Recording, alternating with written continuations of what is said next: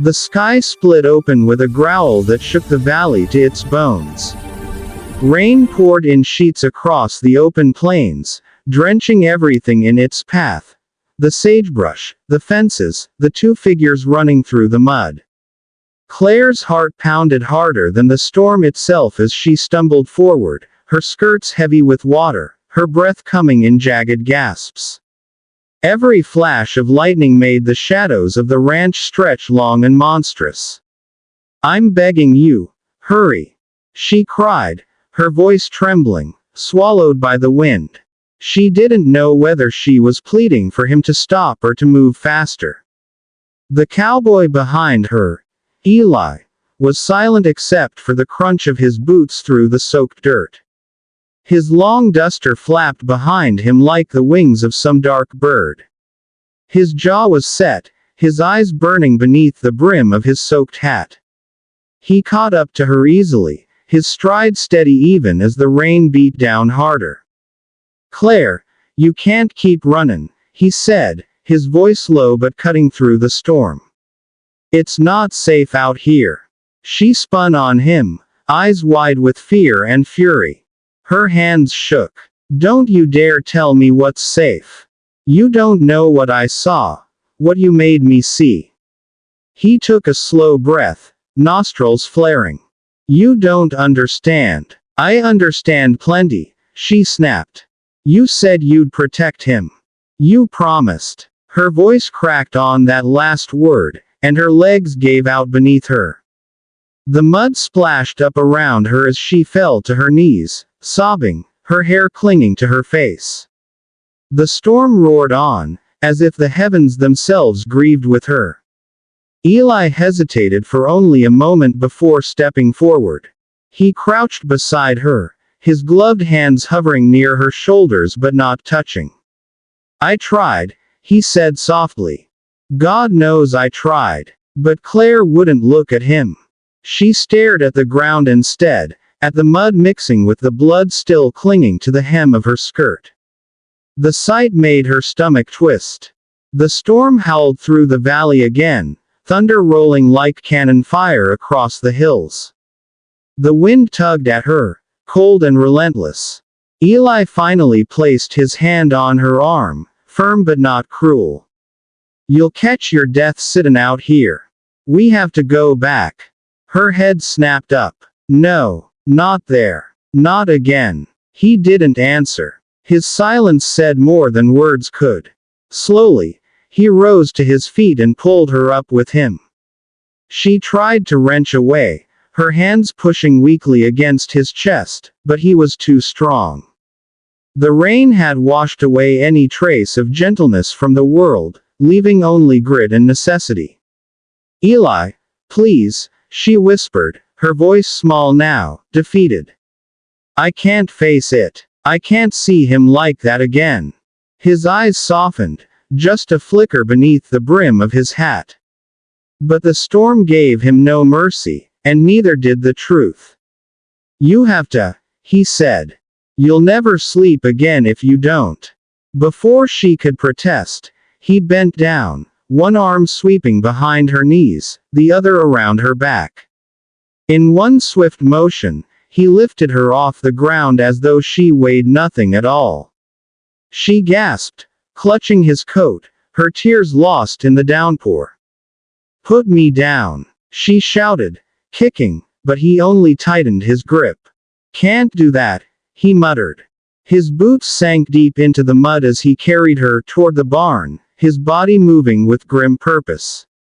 Lightning split the sky, revealing the silhouette of the old barn ahead, the place she'd sworn never to enter again. Its doors were hanging half open, creaking in the wind like a mouth ready to swallow them whole. Every step closer sent a chill through Claire's chest. The sound of the storm faded beneath the thundering of her heartbeat. Her breath came in ragged bursts, and the scent of wet earth and fear filled her lungs. "Eli, please," she whispered again, her voice barely audible now, fragile as glass. He didn't reply. His jaw was clenched tight, his eyes fixed forward. The rain dripped from his hat brim, tracing rivers down his face. When they reached the barn doors, he paused only for a heartbeat. The wind howled through the gap, carrying with it the scent of hay, and something else. Something metallic. Something final. Claire turned her face into his chest, sobbing. "Don't make me do this." Eli's voice was low, rough with guilt. "It's already done, darlin'. But you need to see." And with that, he pushed the doors open, the hinges groaning like the past itself refusing to be disturbed. The storm light spilled in behind them as he carried her inside, toward the one truth she had been running from since dawn. The barn groaned under the weight of the storm.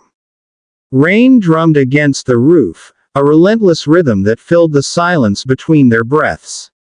Eli's boots squelched in the wet straw as he stepped inside, the scent of mud, hay, and sorrow thick in the air. Lightning flashed again, lighting up the dark interior in sharp bursts of white and shadow. And in that flicker, she saw it. The shape in the corner. The stillness. The blood darkening the hay. Her body went rigid in his arms. A broken sound escaped her throat, not quite a scream, not quite a sob. Eli lowered her gently to the ground, his hands trembling as if he'd been the one struck. "No," she whispered, crawling forward, her fingers sinking into the wet straw. "No, no, no, he was fine this morning. He was fine, Eli."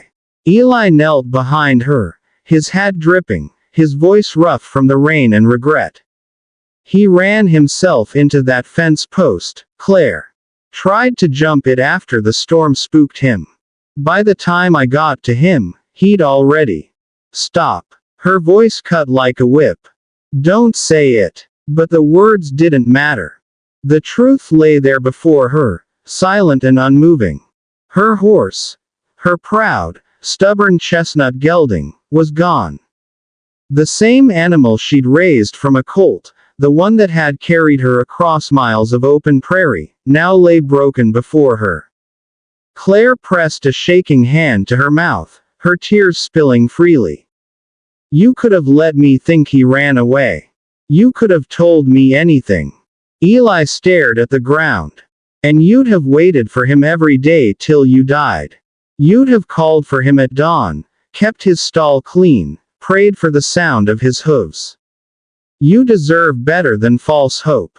She turned to him then, her eyes blazing through the tears. "Better. You think this is better?" He met her gaze, and though his expression didn't waver, his voice did. "No. But it's honest." The wind howled through the open barn doors, and the lantern hanging from the rafter swayed, casting uneasy light over them both. Claire's shoulders shook, but her sobs softened, the sharp edge of grief dulling into exhaustion. Eli stepped closer, careful, like approaching a wounded animal. He knelt beside her again, his hand hovering in the air. For a long moment, he said nothing, just watched her crumble and rebuild herself, breath by breath. Finally, he spoke, quiet but firm. "You can hate me if you need to. But don't carry this alone. He was more than a horse, I know. But you were more than his rider, too." Her chin quivered. "I told him I'd protect him. I couldn't even do that." "You did," Eli said. "You loved him. That's all any of us can do." She leaned into him then. Not out of forgiveness, but out of exhaustion, out of the simple human need to not be alone. His arm came around her shoulders, steady and strong, and they sat together as the storm began to ease. The rain slowed to a whisper. The lantern's flame steadied. Outside, dawn was beginning to break through the storm clouds, painting the fields gold again. Claire closed her eyes and drew a long, unsteady breath. The pain was still there, but the fear was gone.